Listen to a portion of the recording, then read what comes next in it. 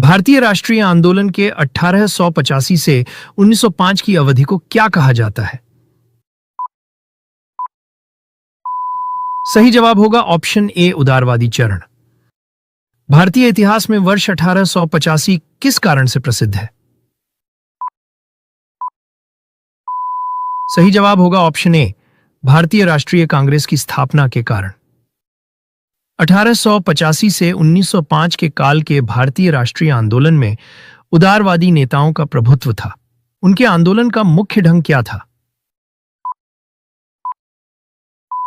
सही जवाब होगा ऑप्शन बी संवैधानिक आंदोलन।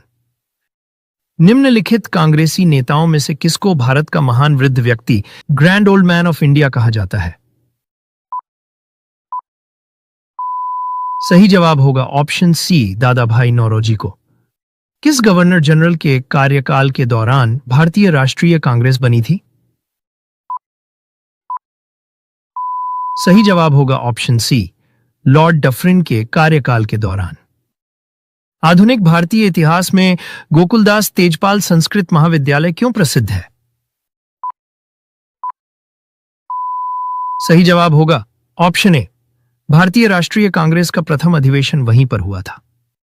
भारतीय सिविल सेवा आईसीएस में चुने गए पहले भारतीय का क्या नाम था? सही जवाब होगा ऑप्शन ए सत्येंद्र नाथ टैगोर। भारतीय विश्वविद्यालय अधिनियम 1904 किस वायसराय के काल में पारित किया गया था? सही जवाब होगा ऑप्शन बी लॉर्ड कर्जन के काल में। भारतीय राष्ट्रीय कांग्रेस की पहली बैठक किस शहर में हुई थी? सही जवाब होगा ऑप्शन बी बंबई में। वो कौन सा प्रथम भारतीय था जो ब्रिटिश संसद के लिए निर्वाचित हुआ? सही जवाब होगा ऑप्शन सी दादा भाई नौरोजी।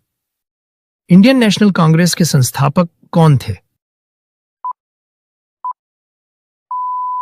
सही जवाब होगा option C Allan Octavian Hume. Hermit of Shimla किसे कहा जाता है? सही जवाब होगा ऑप्शन सी ए ओ ह्यूम को। निम्न में भारतीय राष्ट्रीय कांग्रेस की अध्यक्षता किसने की?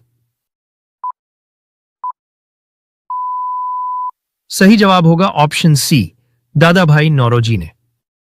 भारतीय संघ इंडियन एसोसिएशन के संस्थापक कौन थे?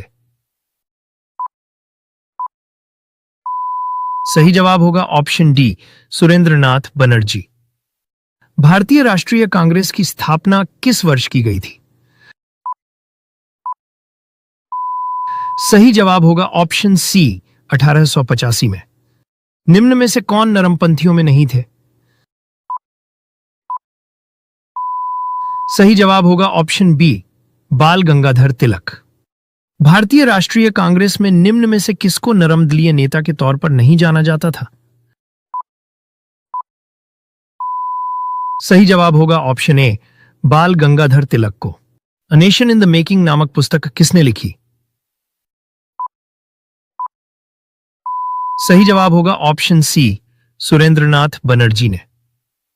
भारतीय राष्ट्रीय कांग्रेस के 1905 के बनारस अधिवेशन के अध्यक्ष कौन थे? सही जवाब होगा ऑप्शन सी गोपाल कृष्ण गोखले। भारतीय राष्ट्रीय कांग्रेस के संस्थापक निम्न में क्या थे? सही जवाब होगा ऑप्शन ए असैनिक सेवक। 1905 में बंगाल विभाजन किस वायसराय ने किया?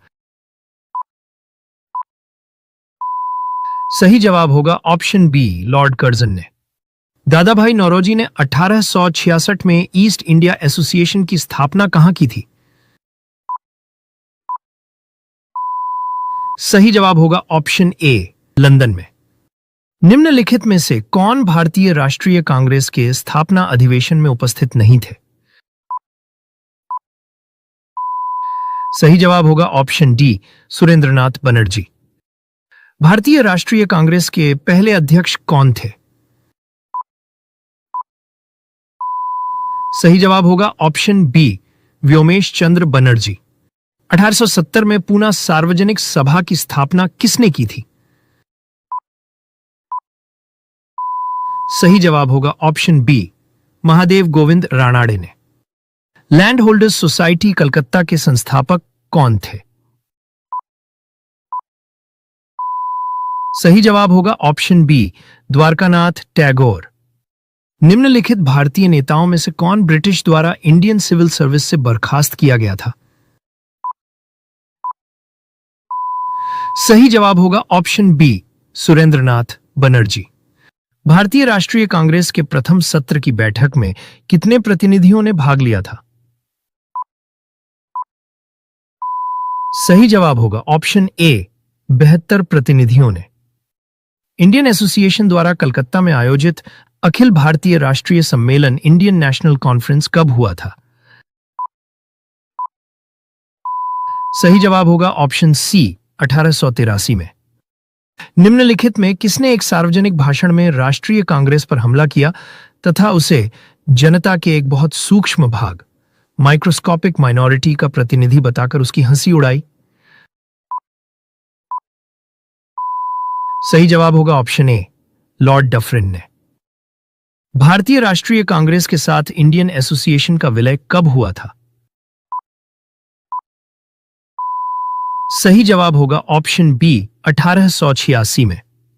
किसने कहा था ब्रिटिश शासन एक स्थायी, बढ़ता हुआ तथा लगातार बढ़ता हुआ विदेशी आक्रमण है जो धीरे धीरे ही सही मगर पूरी तरह देश को नष्ट कर रहा है? सही जवाब होगा ऑप्शन ए, दादा भाई नौरोजी ने। निम्नलिखित में से किसने भारतीय राष्ट्रीय कांग्रेस की अध्यक्षता 2 बार की थी? सही जवाब होगा ऑप्शन बी, वेडरबर्न ने। ब्रिटिश साम्राज्य के अंतर्गत स्वशासन की मांग सबसे पहले किसने और कब की? सही जवाब होगा ऑप्शन ए, दादा भाई नौरोजी ने 1904 में। उदारवादियों की कार्य पद्धति के साधन क्या थे? सही जवाब होगा ऑप्शन ए, प्रार्थना, याचना व विरोध। ब्रिटिश साम्राज्य के अंतर्गत स्वशासन की मांग सबसे पहले किसने और कब की? सही जवाब होगा ऑप्शन ए, दादा भाई नौरोजी ने 1904 में। उदारवादियों का सबसे प्रमुख योगदान क्या था? सही जवाब होगा ऑप्शन ए, ब्रिटिश शोषण नीति की ओर जनता का ध्यान खींचना। उदारवादियों की कार्य पद्धति को किसने भिखमंगी राजनीति की संज्ञा दी? सही जवाब होगा ऑप्शन ए, उग्रवादियों ने। 1897 में किसकी गिरफ्तारी के बाद राष्ट्रीय कांग्रेस में एक नया मोड़ आया? सही जवाब होगा ऑप्शन ए, बाल गंगाधर तिलक की गिरफ्तारी के बाद। भारत में लॉर्ड कर्जन के प्रशासन की तुलना औरंगजेब से किसने की? सही जवाब होगा ऑप्शन ए, गोपाल कृष्ण गोखले ने। राजा जनता के लिए बने हैं, जनता राजा के लिए नहीं बनी है। राष्ट्रीय आंदोलन के दौरान निम्नलिखित में से किसने यह वक्तव्य दिया था? सही जवाब होगा ऑप्शन सी, दादा भाई नौरोजी ने। मद्रास महाजन सभा की स्थापना कब की गई? सही जवाब होगा ऑप्शन डी, 1884 में। निम्नलिखित कांग्रेसी नेताओं में से किसको भारत का महान वृद्ध व्यक्ति, grand old man of India कहा जाता है? सही जवाब होगा ऑप्शन सी, दादा भाई नौरोजी को। 1885 से 1905 के काल के भारतीय राष्ट्रीय आंदोलन में उदारवादी नेताओं का प्रभुत्व था। उनके आंदोलन का मुख्य ढंग क्या था? सही जवाब होगा ऑप्शन बी, संवैधानिक आंदोलन। निम्नलिखित भारतीय नेताओं में से कौन ब्रिटिश द्वारा इंडियन सिविल सर्विस से बर्खास्त किया गया था? सही जवाब होगा option B, Surendranath Banerjee. Indian Association द्वारा कलकत्ता में आयोजित अखिल भारतीय राष्ट्रीय सम्मेलन इंडियन नेशनल कॉन्फ्रेंस कब हुआ था? सही जवाब होगा ऑप्शन सी, 1883 में। किसने कहा था ब्रिटिश शासन एक स्थायी, बढ़ता हुआ तथा लगातार बढ़ता हुआ विदेशी आक्रमण है जो धीरे धीरे ही सही मगर पूरी तरह देश को नष्ट कर रहा है? सही जवाब होगा ऑप्शन ए, दादा भाई नौरोजी ने। निम्नलिखित में किसने एक सार्वजनिक भाषण में राष्ट्रीय कांग्रेस पर हमला किया तथा उसे जनता के एक बहुत सूक्ष्म भाग, माइक्रोस्कोपिक माइनॉरिटी का प्रतिनिधि बताकर उसकी हंसी उड़ाई? सही जवाब होगा ऑप्शन ए, लॉर्ड डफरिन ने। उदारवादियों की कार्य पद्धति को किसने भिखमंगी राजनीति की संज्ञा दी? सही जवाब होगा ऑप्शन ए, उग्रवादियों ने।